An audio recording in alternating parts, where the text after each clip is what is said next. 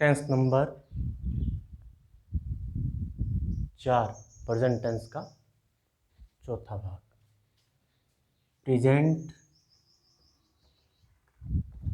Perfect continuous tense, यानी ये present tense का चौथा भाग यानी पार्ट नंबर 4। पहचान क्या है? हिंदी वाक्यों के अंत में रहा है, रही है, रहे हैं, रहा हूँ इत्यादि शब्दांश आते हैं तथा साथ में समय भी दिया हुआ होता है। अब जैसे आप गौर कर रहे होंगे कि रहा, रही, रहे ये चारों प्रेजेंट कंटिन्यूअस में भी थे। ये चारों प्रेजेंट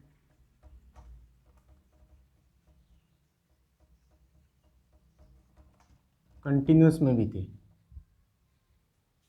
और यही पहचान प्रेजेंट परफेक्ट की कंटिन्यूअस की है। दोनों मंत्र क्या है? इसमें केवल रहा, रही आएंगे और इसमें समय लगेगा। वो जब एग्जाम्पल करेंगे तो क्लियर हो जाएगा। हेल्पिंग वर्ब क्या लगेगा? हैव बीन और has been, have been, has been. और मुख्य क्रिया वही जो प्रेजेंट कंटिन्यूअस टेंस में लगी, वही verb first form plus ING. अब इसका सेंटेंस नंबर 1 देखते हैं, एफर्मेटिव सेंटेंस। एफर्मेटिव सेंटेंस का रचना सूत्र देखते हैं। सर्वप्रथम रचना सूत्र इसलिए लिख रहे हैं कि सब कुछ जो सेंटेंस है वो इस स्ट्रक्चर, इस फॉर्मूले पर ही डिपेंड है और इसी से अपन जो नियम है वो जनरेट करेंगे। सब्जेक्ट सभी एफर्मेटिव सेंटेंस में क्या आता है? सब्जेक्ट और HV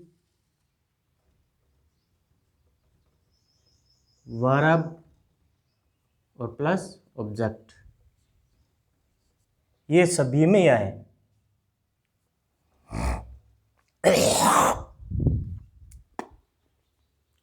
subject, HV, verb, object, यानी सब्जेक्ट हो गया, ये हेल्पिंग वर्ब इसके अंदर है, हैव बीन और हैज बीन, और verb first form plus ING object. लेकिन इसके अंदर ये जो सिंस फोर है ये एक अलग से हैं, और प्लस जो टाइम है और प्लस यदि कोई है तो फुल स्टॉप। अब रूल नंबर फर्स्ट क्या है इसका? हैज बीन का प्रयोग कहाँ होगा? जहां हैज का प्रयोग होगा, जहां पर हैज का प्रयोग होगा वहीं हैज बीन का प्रयोग होगा। हैज बीन यानी he, she, it, Ram, singular noun, pronoun या किसी का नाम, सब्जेक्ट जो भी है।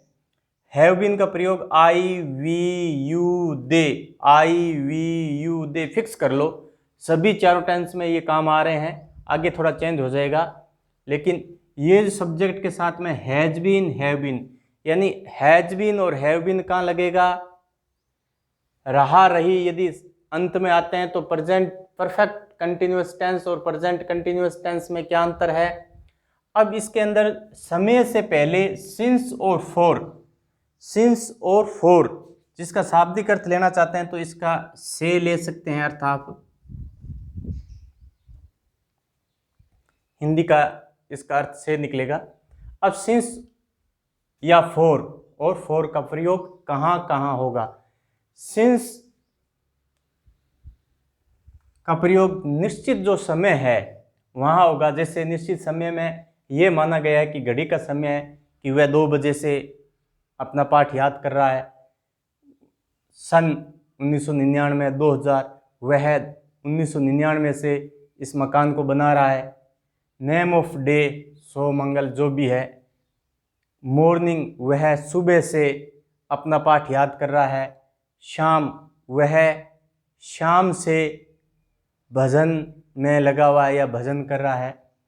ये हो गया सिंस का प्रयोग। ये विशेष तौर से अपनी नोटबुक में लिख लो। सिंस का प्रयोग घड़ी का समय, जैसे 2 o'clock, sun, name of day, सुबह, शाम, दोपहर। अनिश्चित जो समय होता है ये हो गया सिंस का मतलब निश्चित समय,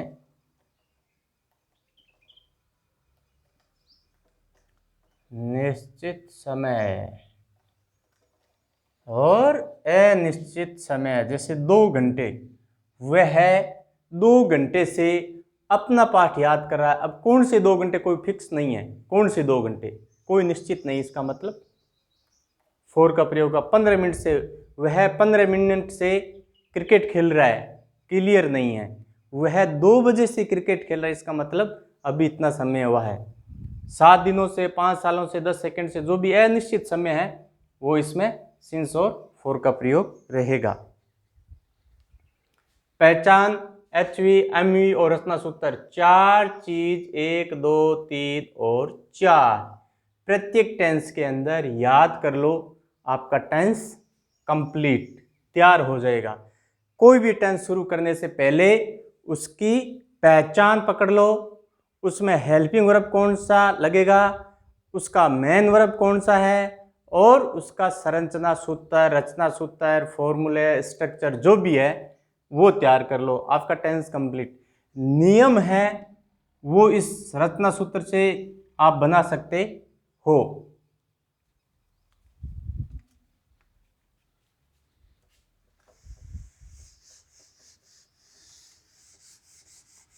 इसके अंदर आपको सिंस और फोर, यानी इस टेंस को सिंस या फोर वाला टेंस भी आप कह सकते हो।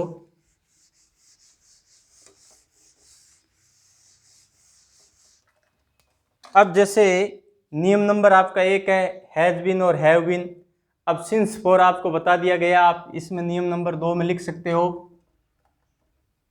कि सिंस का प्रयोग कहाँ होगा और फोर का प्रयोग कहाँ होगा। ये नियम नंबर 1, इसको पहले इसलिए बताया गया है कि मैन इसका सारांश ही है सिंस और फोर इस टेंस का। अब सिंस फोर लगेगा कहाँ, ऑब्जेक्ट के बाद में और समय से पहले। नियम नंबर 2, सिंस या फोर का प्रयोग समय से पहले, समय से पहले और समय से पहले लगेगा और ऑब्जेक्ट के बाद में, और ऑब्जेक्ट के बाद में। ठीक है, वर्ब फर्स्ट फॉर्म आईएनजी का रूप हो गई, लिख लो लिखना चाहते हो तो। Verb first form plus ING का प्रयोग होगा, और वर्ब आईएनजी में आपको पता ही है कि कुछ नियम है वर्ब प्लस आईएनजी के। जैसे CUT प्लस आईएनजी लगाओगे तो क्या होगा, CUT ING नहीं होगा, CUTT ING होगा। अंतिम अक्षर से पहले यदि स्वर है तो अंतिम अक्षर डबल हो जाता है। कुछ नियम है वो आप पहले जैसे प्रेजेंट कंटिन्यूस टेंस में बताए गए हैं। अब इसके सेंटेंस लेते हैं।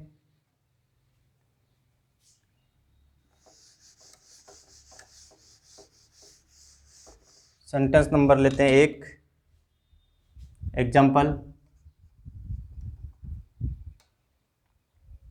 तुम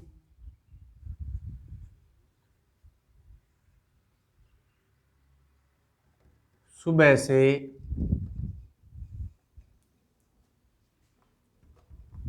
पाठ, तुम सुबह से एक पाठ, एक लिख लो, तुम सुबह से एक पाठ याद कर रहे हो। तुम सुबह से एक पाठ याद कर रहे हो। सुबह से कर रहे हो, इसका मतलब प्रेजेंट परफेक्ट कंटिन्यूस टेंस भी हो सकता है, प्रेजेंट कंटिन्यूस टेंस भी हो सकता है। सुबह से आ गया, इसका मतलब प्रेजेंट परफेक्ट कंटिन्यूअस टेंस। चलो रचना सूत्र के अनुसार सब्जेक्ट क्या है, यू। सब्जेक्ट क्या है, यू। हैज बीन या हैव बीन, यू सब्जेक्ट है तो have been, you have been. Verb first form क्या है, याद करना, learn, LEARN, learn, ING, learning. Object क्या है, a lesson, a learning a lesson. अब सिंस या फॉर, ए लेसन से पहले कई विद्यार्थी लगा देते हैं learning since a lesson, for a lesson, जो भी है तो वो गलत हो जाता है। सिंस फॉर का प्रयोग कहाँ होगा, ऑब्जेक्ट से पहले होगा या ऑब्जेक्ट के बाद में होगा। सिंस फॉर का प्रयोग ऑब्जेक्ट, ये ऑब्जेक्ट है, ऑब्जेक्ट के बाद में होगा, और जो समय दिया गया है मॉर्निंग तो पहले होगा। सिंस, अब मॉर्निंग दे तो ये मॉर्निंग फिक्स में आया है, निश्चित समय में आया है, तो ए लेसन सिंस आएगा for since, since morning. You have been learning a lesson since morning. तुम सुबह से एक पाठ याद कर रहे हो, या तुम एक पाठ सुबह से याद कर रहे हो, एक ही बात है। सुबह से आपको इसमें पहले इसलिए दर्शाया गया है ताकि आप सिंस फॉर का प्रयोग को इंगित कर सको।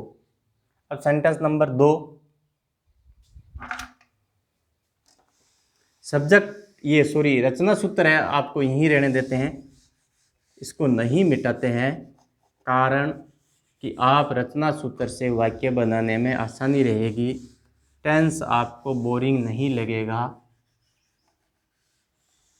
आप ये मन में ठान लो कि मुझे टेंस सीखना ही है, मुझे टेंस के लिए सीखना ही है, तो आप प्रत्येक वीडियो देखते जाइए, आप टेंस सीख ही पाओगे। सेंटेंस नंबर 2, एग्जाम्पल नंबर 2, ये सेंटेंस नंबर 1, वह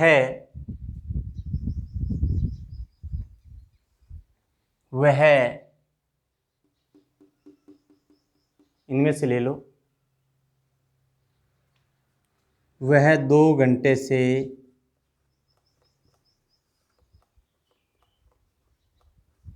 क्रिकेट खेल रही है, वह 2 घंटे से क्रिकेट खेल रही है, वह 2 घंटे से,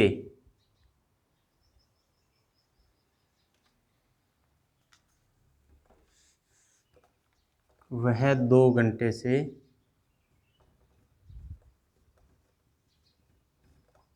बस, वह 2 घंटे से क्रिकेट खेल रही है। खेल रही है का मतलब क्या आ गया, सब्जेक्ट क्या हो गया, ये सॉरी पहचान क्या होगी, प्रेजेंट परफेक्ट कंटिन्यूअस टेंस भी हो सकता है, प्रेजेंट कंटिन्यूअस टेंस भी हो सकता है, लेकिन यहाँ जो 2 घंटे दिया गया इसका मतलब present perfect continuous tense. Subject क्या है, शी, खेल रही है, सी,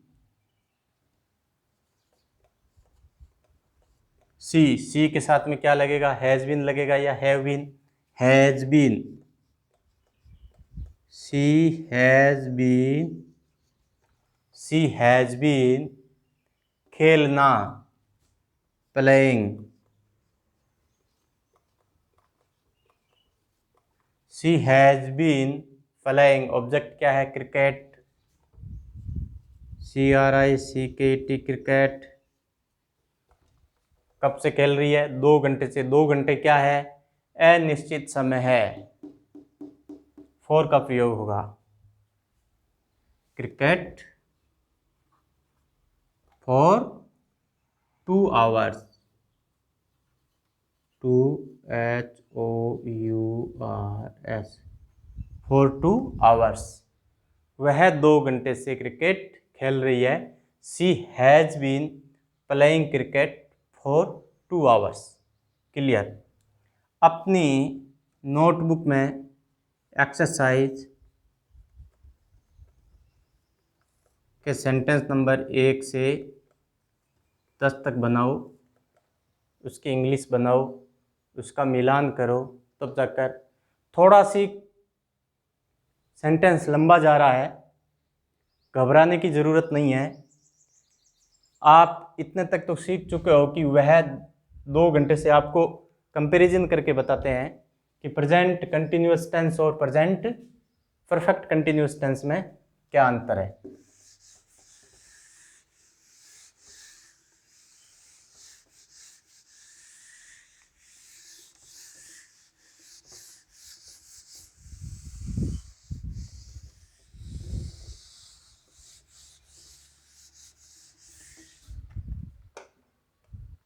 एक बार आप देखो, ये प्रेजेंट कंटिन्यूअस टेंस और प्रेजेंट परफेक्ट कंटिन्यूअस टेंस, वह 2 घंटे से कौन सा सेंटेंस था, खेल रही, वह क्रिकेट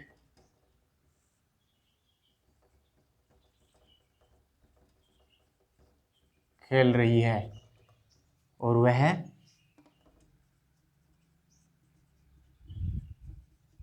2 घंटे से क्रिकेट खेल रही है। क्या अंतर है दोनों में? केवल 2 घंटे से, इतना ही अंतर है। बाकी सेम ही सेंटेंस है, वह क्रिकेट खेल रही है, वह क्रिकेट खेल रही है। समय दिया होगा, पहचान दोनों की एक ही होगी, रहा रही जो भी अंत में समय दिया होगा, इसका मतलब प्रेजेंट परफेक्ट कंटिन्यूअस टेंस है। अब इसके स्ट्रक्चर में क्या है कि सब्जेक्ट हैज बीन हैव, यहाँ इसकी सहायक क्रिया लगेगी, verb first form plus ING object होगा सब कुछ। लेकिन ये जो 2 घंटे है, इसका लिंक यहाँ से हो जाएगा सिंस या फॉर। अब इसकी रचना सूत्र बनाते हैं। देखो, वह क्रिकेट खेल रही है, सी के साथ क्या लगेगा, इज आर एम वाला प्रयोग। इज कहाँ लगेगा, आर कहाँ लगेगा, एम कहाँ लगेगा। तो सी के साथ में is, she is playing cricket, she is playing cricket, वह क्रिकेट खेल रही है। इसमें क्या रहेगा, सी इज ये इसकी सहायक क्रिया है, तो ये इसकी सहायक क्रिया है। सी हैज बीन प्लेइंग, क्या है, क्रिकेट।